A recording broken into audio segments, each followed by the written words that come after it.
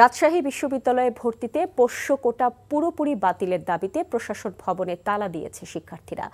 আন্দোলনকারীরা জানায়, কোটার যৌক্তিক সংস্কারের দাবিতে রাজশাহী বিশ্ববিদ্যালয়ের শিক্ষার্থীরা গত জুলাই বিপ্লবে সক্রিয়ভাবে অংশগ্রহণ করেছিল।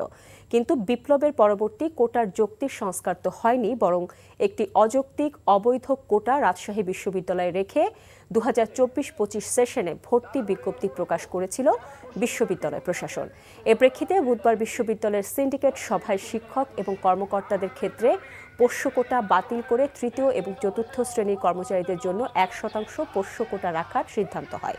মেধার ভিত্তিতে বিশ্ববিদ্যালয়ে ভর্তির দাবিতে বুধবার রাতে সংবাদ সম্মেলন করে আজ সকাল 9:50 পর্যন্ত আলটিমেটাম দেয় শিক্ষার্থীরা। দাবি মেনে নেওয়ার ঘোষণা না দেওয়ায় সকাল 10টায় প্রশাসন ভবনে তালা দেয় আন্দোলনকারীরা।